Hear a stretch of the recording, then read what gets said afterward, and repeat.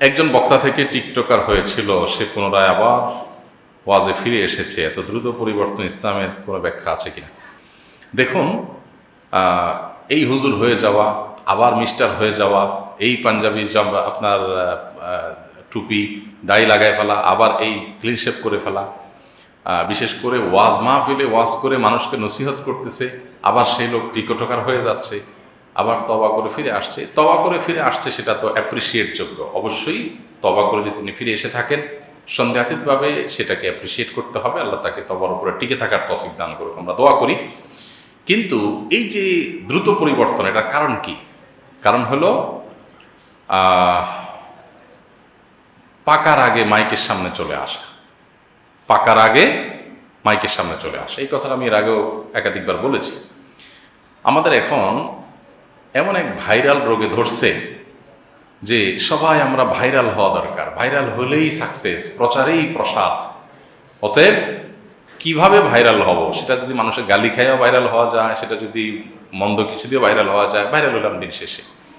তো এইটা একজন দুনিয়াদার মানুষের চিন্তাধারা হতে পারে, একটা লেম চিন্তা করা মানুষের চিন্তা হতে পারে, কিন্তু এটা একজন সুস্থ বিবেক সম্পন্ন মানুষ, কোনো ইমানদারের চরিত্র হতে পারে না। ইমানদার নিজের কাজ করে যাবে আল্লাহকে খুশি করবার জন্য। আজকাল আমরা যারা মিডিয়াতে কাজ করছি বা আপনার পাবলিক গ্রাউন্ডে দাওয়াতের কাজ করছি, আমাদের এখলাসটা এনশিওর করাটা খুব গুরুত্বপূর্ণ, এবং দাওয়াতের কাজ শেখাটা আরও গুরুত্বপূর্ণ। বড় বড় দায়ী, সিনিয়র দায়ীদের অধীনে থেকে তাদের সাথে দীর্ঘদিন চলাফেরা করে, তাদেরকে অবজার্ভ করে, এরপর আপনার শিক্ষানবিশ হিসাবে কাজ করে তারপর আস্তে আস্তে সামনে আগানো উচিত।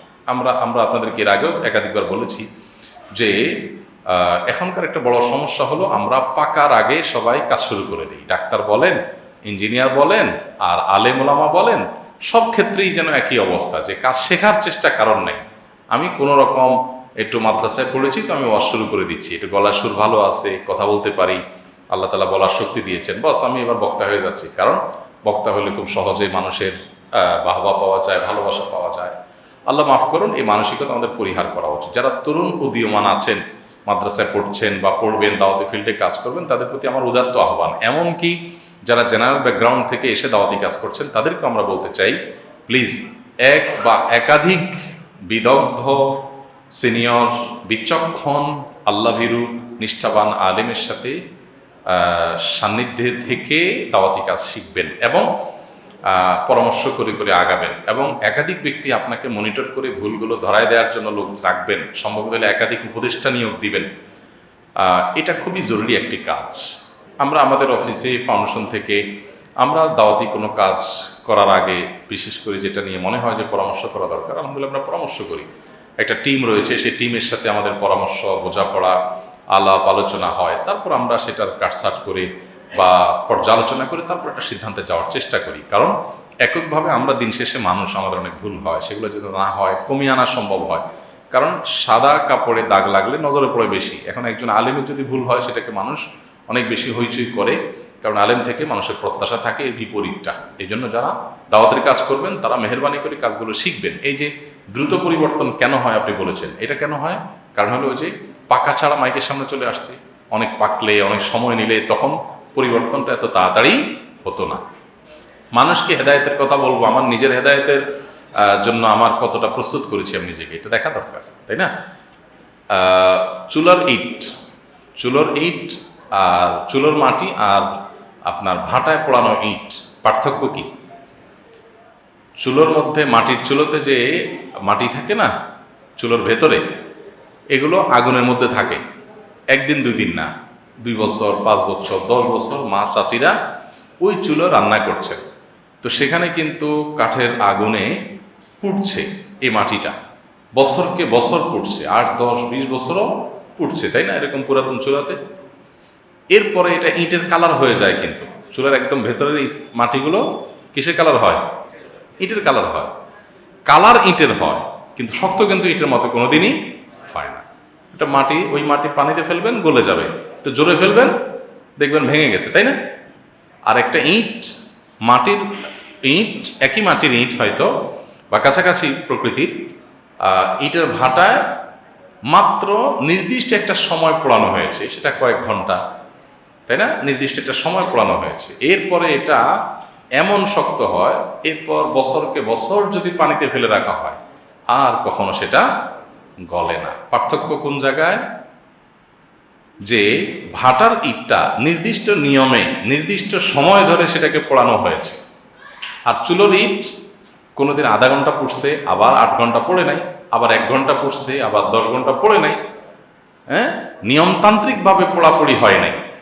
তো অনিয়মতান্ত্রিক পোড়াপড়ি বছরকে বছর করলেও লাভ নাই, নিয়মতান্ত্রিক পোড়াপড়ি অল্প সময় করলেও লাভ হয়।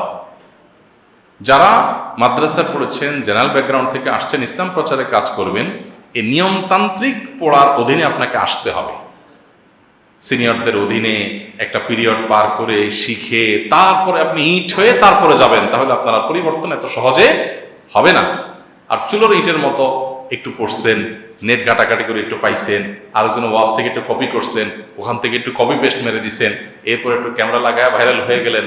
তো এরকম ওই চুলোর ইট হবেন, আজকে একরকম কালকে একরকম, আজকে হিরো হয়ে যাবেন কালকে জিরো হয়ে যাবেন, আজকে অনেকে বাহাবা দিবে কালকে মানুষ গালিগালাজ করবে, আজকে খুব মনে হবে অনেক কিছু করে ফেলছি, কালকে দূর তাহলে টিকটকারই হয়ে যায়। তো এগুলো কেন হয়? কারণ ওই যে নিজেদেরকে আমরা এটা একটা বড় ধরনের ব্যাধি আমাদের সমাজে, যে আমরা কেউ আসলে পাকতে রাজি না এবং কেউ একটু সময় নিতে রাজি না। আমি শিখি, একটু সময় নেই, একটু অভিজ্ঞতা সঞ্চয় করি, এটা আমরা করতে রাজি না। সবাই আগে আগে ভাইরাল হয়ে যেতে চাই। কিভাবে ভাইরাল হয়ে যাবে? আল্লাহ তাআলা এই রোগ থেকে আমাকে আপনাকে আমাদের সবাইকে ভালো থাকার তৌফিক দান করুন। আমি একজন হার্টের রোগী, এসির বাতাস সহ্য করতে পারি না। এমত অবস্থায় আমি যদি দোতলায় একাকী দাঁড়িয়ে ইমামের ইক্তেদা করি, তাহলে জামাতের সওয়াব পাবো কিনা, কিংবা আমার নামাজ সহি হবে কিনা? প্রথম কথা হলো যে এই জাতীয় পরিস্থিতিতে চেষ্টা করতে হবে যথাসম্ভব মূল জামাতের সাথে সামিল হয়ে নামাজ পড়ার। নিচতলাতে মূল জামাত হয়ে নিচতলা ফিল আপ হয়ে দোতলা পর্যন্ত যাওয়ার সম্ভাবনা যদি কম থাকে, বরং নিচতলাতেই জায়গা খালি থাকে, পেছনে কাতার খালি থাকে, তাহলে দোতলায় সাধারণ অবস্থায় তো দাঁড়ানো জায়েজ নয়। কারণ কাতারের মধ্যে কয়েক কাতার ফাঁকা রেখে তারপরে বিচ্ছিন্নভাবে দাঁড়ানো এটা সুন্নাহ নয়, সুন্নাহ সম্মত নয়, এবং জামাতবদ্ধ নামাজের ক্ষেত্রে এটা ত্রুটি, যেটা কেউ কেউ করেন। তো চেষ্টা করা উচিত যত অসুস্থই হোক না কেন আপনি মূল জামাতের সাথে দাঁড়াবেন।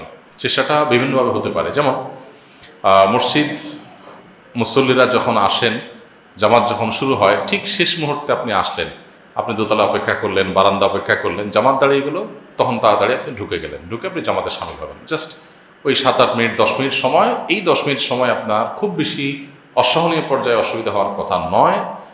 যদি আপনি কষ্ট করে সহ্য করতে পারেন তাহলে এই পদ্ধতি অবলম্বন করবেন, তারপর আপনি দোতলা একা দাঁড়াবেন না, কারণ এটা জায়েজ নয়।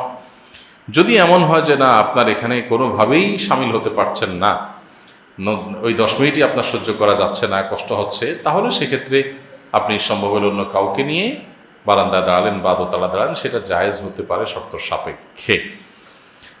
যদিও বিচ্ছিন্নতা যদি বেশ কয়েকটা কাতার হয়ে যায়, তাহলে সেক্ষেত্রে হানাফি মাযহাব অনুযায়ী ইক্তেদাই সহি হওয়া না হওয়া প্রশ্ন উঠবে।